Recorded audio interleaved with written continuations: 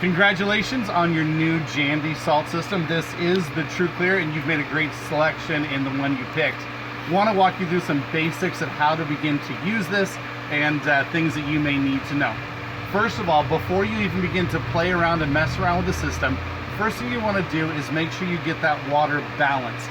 It's really difficult to try and jump into the middle of adding salt if you don't yet have it set up. So using liquid chlorine, you want to get that pool to 1 to 2 parts per million and try and keep it there for a couple of weeks. Now, don't forget, you're going to want stabilizer in there, 30 to 50 parts per million of stabilizer to keep that chlorine from dissipating far too quickly, especially in the summer.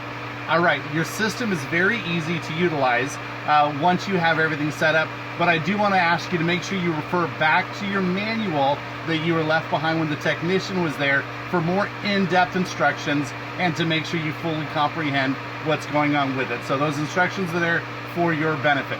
All right, first thing you want to do is refer to the chart that you're going to see inside of the instruction manual or your quick start guide that tells you how much salt you need to put into your pool.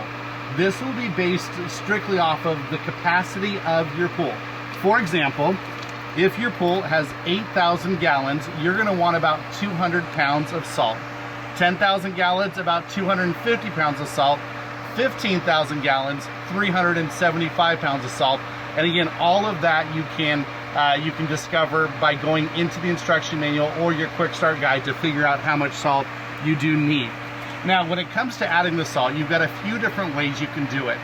A lot of people recommend taking that salt, putting it into a 5-gallon bucket, stirring it up and letting it dissipate before you dump it into the pool. It's a great method. It does take a bit of time, but it is the safest way to go about it. Now, the other method, which I found to be much easier, is to simply stand on the edge of the pool, right over the top of one of your returns, slowly pour that salt into the water in order to let the jet push it into the pool. So by simply pouring it right over a moving jet, it will naturally cause it to go around. When you get done, there may be some salt settled on the bottom of the pool. Not a big deal. Grab your brush and simply brush that salt, and it'll begin to move its way through the water table and get to where it needs to be. All right, once your salt's in, allow the system to sit for about 48 hours and allow that salt just to kind of really work its way into the water. After 48 hours, you're going to come over to your actual control system. All right, so when you first get here, your system will be in standby mode at 100%. To take it out of standby mode, you simply push the power button one time. It will say waiting, and after it goes from waiting, it'll turn to chlorinating. This means now your system is working at 100% capacity. That capacity is going to be far too high for most pools. If your pool is 12,000 gallons or less, you're going to want to drop the chlorination down to about 40%. If your pool is above 12,000 gallons, I would recommend going up to about 60%. Once you've got your system at the proper chlorination percentage level, allow it to sit there for about a week. Then take a water sample into your local pool store, have them test it. If your chlorination and your chlorine level is above 1 to 2 parts per million, it means you're working too hard and you're going to want to drop it. You simply drop it down 10%. If you get your results back and you're not pulling at least 1 to 2 parts per million of chlorine, it means you're not producing enough. As a result, you're going to bump that percentage up. Again, going from 40 up to 50% or from 60 up to 70%. Allow it to sit for another week, continuing to work. A week later, take a water sample, take it into your local store again, and see where you're at.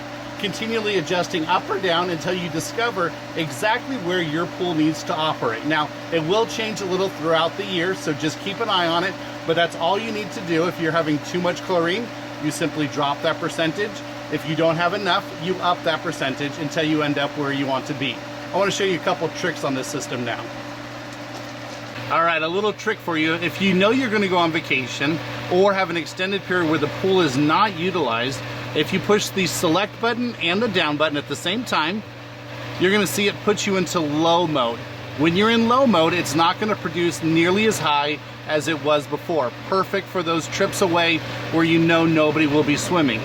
Now, on the reverse, if you know that you are going to have a bunch of friends come over and the pool's going to get used a bunch, if you push up and select at the same time, you can see we now go to boost mode. In boost mode, it'll be producing a high level of chlorine in preparation for your guest's arrival. And when you're done, you simply back it right out of the boost mode and you're back to chlorinating at your original percentage. The other thing I want to show you is, if we shut this off here, the reason I like this system is it is very easy to maintain. So every couple of months or so, turn your pump off, just take and rotate this top area here, and then it'll allow you to slip this right out. If you take and look at these coils, they should be pretty clean. You can take and give them a rinse.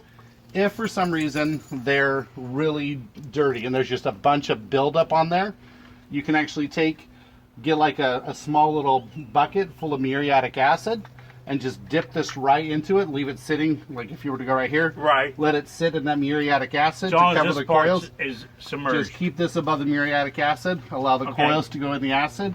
It'll break up all that buildup, and then when you put it back, there's arrows that tell you the right way for it to go.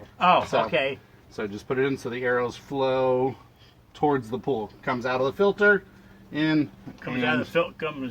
Yep. So the water goes through the filter, comes up through the salt, and it goes out this way into the ground. So that's back to the pool, and then just twist it back on, and we're good to go. Every salt system Green Turtle installs comes with a sacrificial anode. It's a piece of metal designed to attract the salt to attack it rather than attacking the components in your pool or in your pool equipment. You notice now this is filled up all the way, but if it was not, you would simply release the bleed valve, allow the water to fill up. Once it's pushing water out the top, you would tighten this right back down, and you would have a proper functioning sacrificial anode once again. Now, just so you know, occasionally these will drip down here. If that's the case, all you do is simply tighten this lid a little bit more. And if you have any water dripping down here, you can grab the entire unit and give it just a little twist to seal up that bottom portion.